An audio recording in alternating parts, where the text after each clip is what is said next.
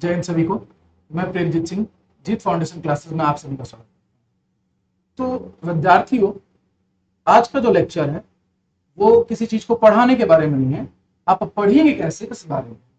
आप सबने बहुत जोर डाला इस बात पे, डिमांड की कि सर इंग्लिश का एनालिसिस लाइए, क्योंकि इंग्लिश जब हम लोग पेपर में सॉल्व करने बैठते हैं, सब पढ़े लिख के भी, तो सॉल्व करने में भी दिक्कत आती है, और नहीं पढ़ के जाते हैं तो वैसे भी नहीं सॉल्व होना है। तो आज पूरा जो ये लेक्चर है बहुत छोटा सा ही रहेगा, और इंग्लिश का एनालिसिस रहेगा कि किस तरीके के क्वेश्चंस करता है। और आपने नोटिस किया होगा कि पूरे राज्य में एकमात्र संस्थान था जीत फाउंडेशन क्लासेस, इसमें पर्टिकुलरली जैसा पेपर आता है ठीक वैसा ही उसके एनालिटिकल अप्रोच को ध्यान में रख के आपको पूरा इंग्लिश पढ़ाया है। मैंने ही खुद इंग्लिश पढ़ाया है, और आपने देखा होगा कि जब मैं इंग्लिश पढ़ा रहा था तो मेरा सबसे पहला जो अप्रोच था वो था पार्ट्स ऑफ स्पीच को लेकर। बहुत बच्चों ने कहा अरे ये सिलेबस में नहीं है सर, ऐसा वैसा। मैंने कहा नहीं भाई, आपको ये सीखना है। क्यों सीखना है? बच्चों ने बाद में जब जाना इस चीज को, तो फिर उनके होश उड़ गए कि भाई क्यों जरूरी है फंक्शनल ग्रामर को जानना। पार्ट्स ऑफ स्पीच के अतिरिक्त आपको टेंस, वॉइस, देन नरेशन, थोड़ी सी जो मेरी राइटिंग है उसको ध्यान में रखेंगे आप लोग, बट मैं कोशिश कर रहा हूँ बड़ा बड़ा लिखूंगा आज। क्वेश्चन टैग, क्लॉज, तो ये हमारे फंक्शनल ग्रामर है, ये हमारे बड़े स्ट्रांग होने चाहिए अगर हम किसी भी इंग्लिश के पेपर में बैठते हैं। तो अगर ये ज्यादा अगर लग रहा है आपको, तो आप एटलीस्ट पार्ट्स ऑफ स्पीच पे बहुत ध्यान दोगे, टेंस पर ध्यान दोगे। टेंस अगर आपका क्लियर होता है तो आपका वॉइस बड़ा अच्छे से क्लियर हो जाएगा, वॉइस, और टेंस क्लियर है तो आपका नरेशन भी आपके कमांड में रहेगा। क्वेश्चन टैग, क्लॉज और जो मॉडल्स वगैरह है बहुत छोटे टॉपिक हैं। मेरा पर्सपेक्टिव क्या है, आज का लेक्चर यहाँ से शुरू नहीं होगा। मैं ये बस बताना चाहता था कि इसको पढ़ना बड़ा जरूरी है, लेकिन अब आपके पास समय है नहीं, और मैं लेके आ रहा हूं अभी सीजी टेट के लिए एनालिसिस। भाई अब इतने कम दिन रह गए हमारे पास, तो कैसे हम एक बढ़िया स्टडी करें और एग्जाम में क्वेश्चंस को लगा पाए, एमसीक्यूज को हम डील कर पाए। सबसे पहले कुछ खास बातें मैं बता दूं, जो भी बच्चे नए हैं, भाई आप टेलीग्राम का लिंक दिया हुआ है, वहां से आप हमारे टेलीग्राम चैनल पर ज्वाइन हो जाएंगे। ज्वाइन करने का क्या फायदा है कि अगर आप हमारे टेलीग्राम चैनल को ज्वाइन करते हैं तो वहां पर आपको एमसीक्यूज मिल जाएंगे, ठीक है, इंग्लिश पैडागोजी के चैप्टर वाइज। हर एक चैप्टर का पैडागोजी का पर्टिकुलर पीडीएफ, और यकीन मानो कि डायरेक्ट क्वेश्चन आएगा आपके एग्जाम में। क्या क्या रिसोर्सेज आपको उस टेलीग्राम चैनल पे मिलना है, ठीक, और चैनल को आपने सब्सक्राइब नहीं किया है तो सबसे पहले तो ये काम कर लेंगे। इंग्लिश पैडागोजी के बारे में बात करेंगे, 2 मिनट रुकिए आप, बट पहले मैं बता दे रहा हूँ कि सोर्स, जो रिसोर्स है वो कहाँ मिलेगा, तो वहां मिल जाएगा। कुछ ग्रामर के, फंक्शनल ग्रामर के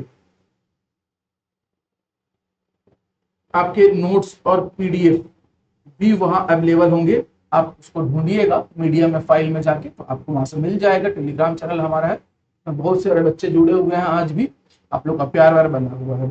तो ये तो जानकारी थी कि आपको जो है कंटेंट या स्टडी मटेरियल कहाँ से मिलेगा। आते हैं हमारे सिलेबस पे।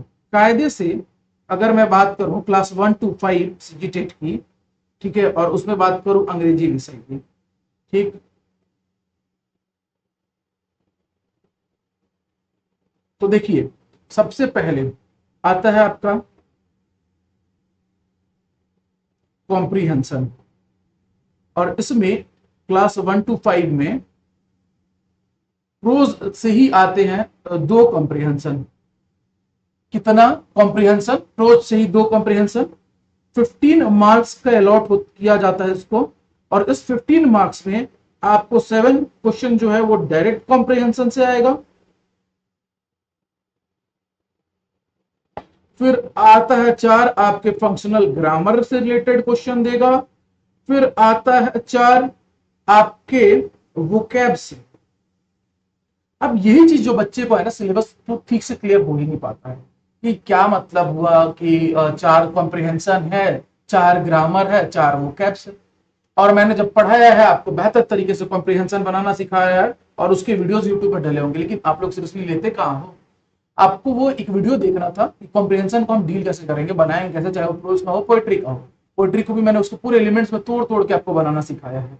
मैं बता दूं कि कॉम्प्रिहेंशन अगर डायरेक्ट आपको देखने हैं तो आप एनसीईआरटी, ठीक है, 11th 12th 9th 10th, इसके जो प्रोज दिए हुए हैं और पोएम्स हैं आप उनको करिए, डायरेक्ट आपके एग्जाम में आएगा। पहले तो मैं ये बता दे रहा हूं कि सोर्स कहां से आने वाला है।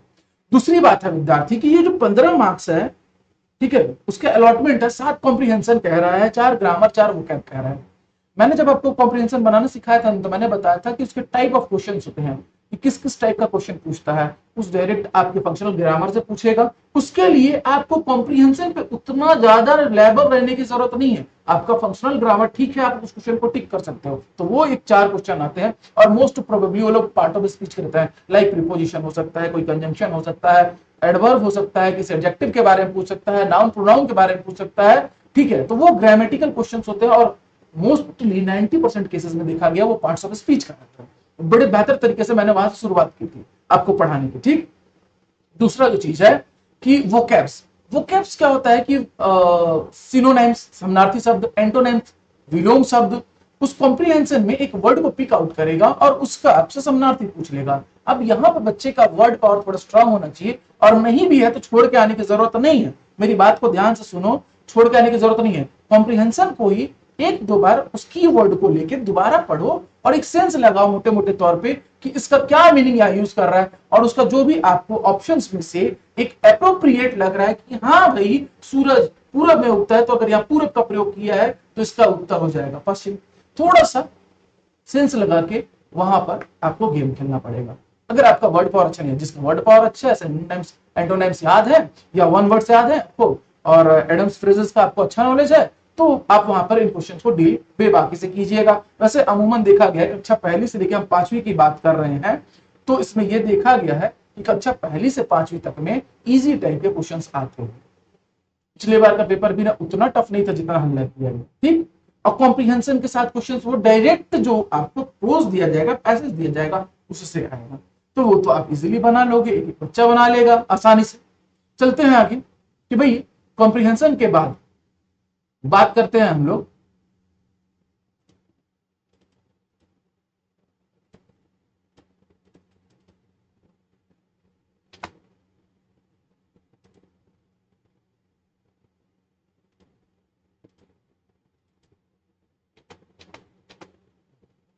चलिए, पेज नहीं आ रहा था, कोई बात नहीं।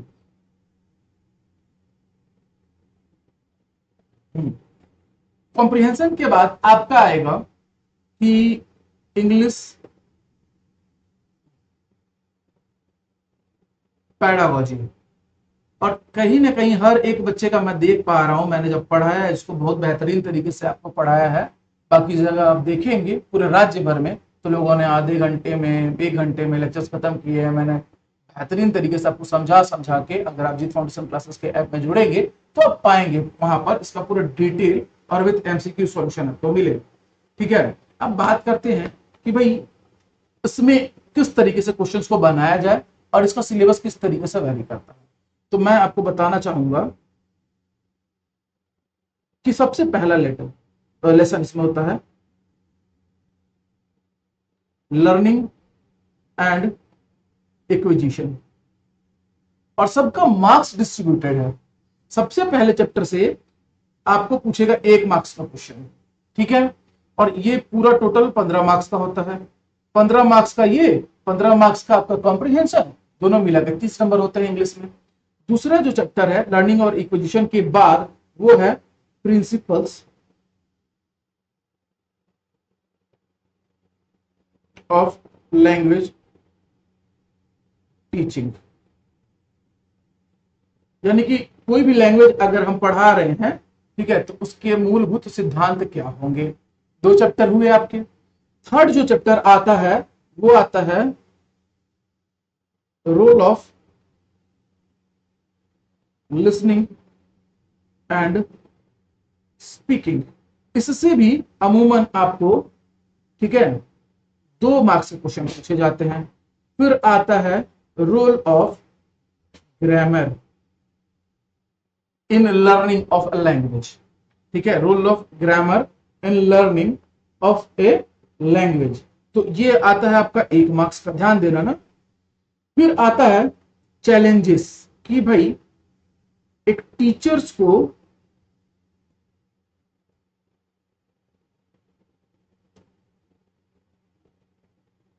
इंग्लिश लैंग्वेज पढ़ाने में क्या क्या डिफिकल्टीज आती हैं उस बारे में आता है। और समझ लीजिए कि चैलेंजेस का जो है वो 2 मार्क्स का आता है।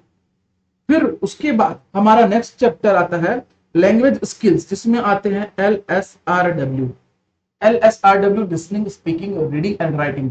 तो इसमें बहुत सारे आते हैं, मतलब रीडिंग के टाइप, राइटिंग के टाइप, स्पीकिंग से रिलेटेड क्वेश्चन, लिसनिंग से रिलेटेड क्वेश्चन। और आपको खास बात एक बता दूं कि मैंने सब में ना, सब चैप्टर में अलग से इंपॉर्टेंट एग्जाम पॉइंट्स भी करवाए हैं।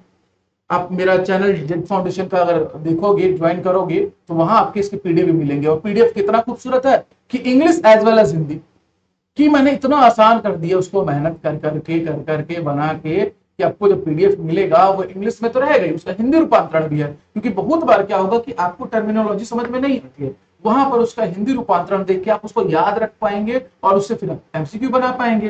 तो LSRW जो है ये 4 नंबर का वेटेज रखता है, इस बात का ध्यान रखेंगे। और बड़ा ही बेहतरीन तरीके से आपको पढ़ाया गया है। और नहीं भी पढ़ाया गया, जो भी आप बुक प्रीफर कर रहे हैं, जो लाइक अरिहंत है, घटना चक्र की अच्छी सी बुक है एक तो, जैसे कि ये देखिए यहाँ पर मैं आपको दिखा भी दूं, अंग्रेजी भाषा और शिक्षण विधियां। तो ये पर्याप्त एक बुक है जिससे आप अच्छा थ्योरी कंटेंट प्राप्त कर सकते हो। मार्केट में 80-100 रुपए की है, अवेलेबल है, या फ्लिपकार्ट वगैरह से आप मंगा सकते हैं। ठीक है, या फिर जो है आप अरिहंत की भी प्रीफर करेंगे, वो भी बहुत अच्छी है। ठीक है, यूट्यूब पे अच्छे लेक्चर्स भी हैं। तो मैं बता रहा हूँ वेटेज आपको, LSRW हो गया आपका। फिर आता है आपका इवेल्युएशन,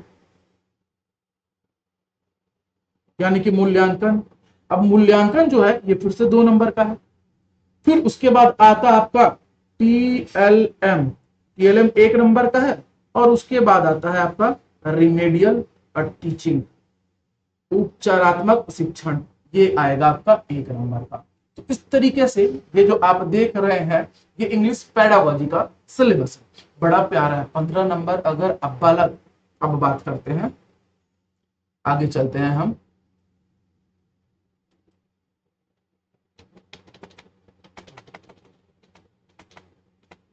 ठीक है, अब हमारे पास 2 चीजें हैं, अब कंपेयर कीजिएगा।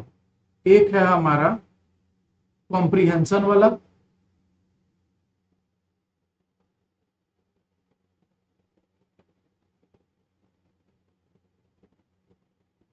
$15 मार्क्स का।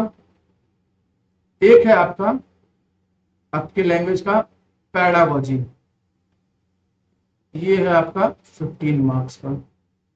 एनालिसिस आपने बोला था डालने के लिए, तो मैं पूरा डिटेल में बता देता हूँ। ये थोड़ा सा इसके कंपैरिजन में टफ है, पेडागोजी के कंपैरिजन में कॉम्प्रिहेंशन टफ है, बहुत ब्रॉड है। और अगर आपको वोकैब वगैरह का सेक्शन कमजोर है तो वहां पर 2-3 नंबर से आप झाप खा सकते हैं। ग्रामर कमजोर है तो वहां 2 नंबर से झाप खाएंगे। अगर कॉम्प्रिहेंशन अच्छे से बनाने नहीं आता है ठीक तरीके से, तो आप समय सीमा का भी ध्यान नहीं रख पाएंगे। तो ये सब चैलेंजेस इस वाले सेक्शन में आपको आएगी ही आएगी। लेकिन दुनिया उल्टा बोलती है, बाकी टीचर्स को आपने सुना होगा कि सर कंप्रेंशन कर लो तो टुक हो जाएगा, मार देना टिक हो बन जाएगा। बना क्या इसके पहले वाले दोनों एग्जाम में? नहीं बना ना, तो नहीं बनेगा। क्यों नहीं बनेगा? अगर आपका फंक्शनल ग्रामर स्ट्रांग नहीं है, आपका वर्ड फॉर स्ट्रांग नहीं है, आप बनाना नहीं जानते हो ठीक से, तो फिर याद रखो लेवल बदल चुका है। ठीक है, सबके लेवल निकलेंगे तब जब जीत फाउंडेशन से पढ़ोगे। दूसरी बात, पेडागोजी, कोई भी बच्चा हो, कोई भी बुक उठाओ, पेडागोजी अच्छे से पढ़ो। एमसीक्यूज मैंने आपको प्रोवाइड कर दिए हैं। ठीक है, उन एमसीक्यूज को पहले करना, एग्जाम्स में आए हुए डायरेक्ट आए हुए क्वेश्चन है वो एमसीक्यू के, उस पर खासा ध्यान रखना आप लोग। ठीक, तो वो एमसीक्यूज बड़े अच्छे से करना। तो आपको करना चाहिए एक बालक के जैसे फर्स्ट प्रायोरिटी आपको देना चाहिए इंग्लिश में पेडागोजी को। और इस 15 नंबर को एकदम पक्का कर लेना चाहिए, एकदम मुट्ठी में बांध लेना चाहिए कि हाँ ये 15 नंबर तो लेना ही है। ठीक है, इसके एमसीक्यूज करो, बहुत ज्यादा नहीं है यार। उसमें भी आपको सबसे पहले किसको करना है? LSRW वाले चैप्टर को। फिर आपको करना है लिंग्विस्टिक्स को, यानी भाषा विज्ञान जिसको बोलते हो। ठीक है, ये दोनों करने के बाद जो रूल ऑफ ग्रामर है, या उससे पहले आप करना इवेल्युएशन को। डायरेक्ट क्वेश्चन पूछेगा, जितना पढ़े हो थ्योरी में कुछ घुमा नहीं सकता। उसके बाद आप करना TLM को, टीचिंग लर्निंग मटेरियल्स को। इजी है, टाइप पूछेगा टीचिंग लर्निंग मटेरियल का, देख के टिक मार दोगे। तो इस तरीके से आप पेडागोजी को बड़ा स्ट्रांग करो, लिंग्विस्टिक्स को अच्छे से करो, LSRW करो, ठीक है, टाइप वगैरह करो उसका, और चैलेंजेस जो है, जो भी डिसऑर्डर डिसेबिलिटीज होती है, डिसलेक्सिया होती है, डिस्पोसिया होती है, डिस्ग्राफिया होती है, अफेजिया होती है, जो भी है, एपीडी है, बीपीडी है, एडीएचडी है, ऑटिज्म वगैरह, इन सब टर्म्स को बड़े अच्छे से करो। और साथ में एग्जाम पॉइंट्स मेरे पीडीएफ में अच्छे खासे रहते हैं, पेडागोजी का जो भी नोट्स देखोगे तो वहां से उनको बड़े अच्छे से पढ़ के जाओ। और ये जो पूरा है ना पेडागोजी, ये एक बच्चा ना एमसीक्यू के साथ 5 डेज, विद इन 5 डेज में कंप्लीट कर सकता है, जिसकी इंग्लिश कमजोर है वो भी। तो कायदे से पहले 15 नंबर पक्का करो, ठीक है, फिर आओ इसमें कॉम्प्रिहेंशन में। कॉम्प्रिहेंशन में आपको 7 कॉम्प्रिहेंशन में नंबर बोनस रहता है, कि 7 मार्क्स आप ले ही पाओगे। अगर कॉम्प्रिहेंशन को अच्छे से पढ़ पा रहे हो तो 7 मार्क्स ले लोगे। अगर इधर 15 पक्का कर ले, 7 उधर 22, बच गया आपके पास 8 मार्क्स। 8 मार्क्स के लिए ना थोड़ा सा स्ट्रगल है बालक। अगर आपका लक अच्छा रहा, इजी इजी जितना आपने पढ़ रखा उतना दे दिया तो ठीक, नहीं तो आप थोड़ा सा अपना गट पावर यूज करना, ठीक है, और वहां पर डील करना क्वेश्चन को। इस 8 में से 4-5 भी ले लिया, बताओ कितना अच्छा स्कोर कर लिया, कैसा लगा एनालिसिस। तो आप अपने ऊपर कॉन्फिडेंस रखो, कुछ है ही नहीं, लैंग्वेज है भाई, जिस लैंग्वेज को आप छोड़ते आए हो बस वही बात है। बट उसमें भी आपको ना 2 हिस्सों में बांट देने के बाद 15-15 पेडागोजी जो है ना वो कमाल कर सकता है आपके स्कोर करने में। बहुत बढ़िया तरीके से पढ़ाया गया है आप लोगों को, तो एकदम बिंदास होके अच्छे से पढ़ के जाइए। स्कोर पेडागोजी ही करवाएगा 15 में 15, बाकी कॉम्प्रिहेंशन 7 दे के जाएगा। 15-7 22 बहुत अच्छा स्कोर होता है। इतना सोचोगे डरोगे तो देखो यार होता क्या है ना, मैं बता रहा हूँ साइकोलॉजिकल टर्म क्या है, कि जब बच्चा ना, अब मैं बोल रहा हूँ 15 तो ये 15 बन रहा होगा, आपसे एग्जाम में 1-2 क्वेश्चन नहीं बनेगा, वहां पे आपका मोरल डाउन हो जाएगा। 7 क्वेश्चन मैंने कहा कॉम्प्रिहेंशन का, शायद 1 ना बने, मोरल डाउन हो जाएगा। बट आप 7 को नहीं देखते हो, आप उसको पूरा 15 एक साथ देखते हो, पूरा 15 एक साथ बनाने जाते हो। आपको याद होना चाहिए, सर ने कहा है कि 15 कॉम्प्रिहेंशन में से 7 बनना चाहिए। 7 बन रहा है मतलब वो कॉम्प्रिहेंशन के प्रश्न आपसे बन रहे हैं डायरेक्ट डायरेक्ट। 8 ना बने इस बात की संभावना है, अगर आप पढ़ के नहीं गए हो फंक्शनल ग्रामर और ढंग से नहीं आपको आता है वर्ड पावर आता, तो नहीं बनने की संभावना है, उसमें कोई लेकिन नहीं। लेकिन 22 नंबर आपको क्या कम लगता है इंग्लिश में? बढ़िया से पढ़ लोगे 30 में 30। तो जो 1-2 क्वेश्चन जो होंगे ना कॉम्प्रिहेंशन के, ठीक है, उनको देख के 1-2 या 3 प्रश्नों को देखकर अपना मोरल डाउन मत करना। आप काउंट करना कि 15 पेडागोजी का प्रश्न सर ने जो बोला था और 7 कॉम्प्रिहेंशन, 22 लग रहा है कि नहीं सोचते, आप 22 के लिए जाना। 8 को छोड़ देना, छोड़ देना मतलब छोड़ के आ नहीं जाने का। पहले आपका पॉजिटिव अप्रोच, पॉजिटिव एटीट्यूड उस दिन इंग्लिश को लेकर बन जाएगा, और उसके बाद 22 के बाद क्या पता आप 8 भी सही करके आ जाओ, ठीक है। तो मेहनत बेकार नहीं जाने वाली है, बड़े स्मार्टली पढ़ो, पहले पेडागोजी खत्म करो 5 दिन में, डन मतलब डन, नक्की करो भाई। उसके बाद जाओ कॉम्प्रिहेंशन का रिवीजन करो, अच्छे अच्छे कॉम्प्रिहेंशन उठाओ, उनके प्रीवियस क्वेश्चंस को देखो, नहीं होता तो फाउंडेशन क्लासेस के वीडियोस को देखो, ठीक है। इस तरीके से आप पढ़ना और आपका पक्का पक्का निकलेगा। और मेरे तरफ से आप सभी को ढेर सारी शुभकामनाएं सीजी टेट 2024 के एग्जाम के लिए। फिर मिलेंगे हम शिक्षक भर्ती में, तब तक के लिए जय हिंद, जय भारत, जय छत्तीसगढ़।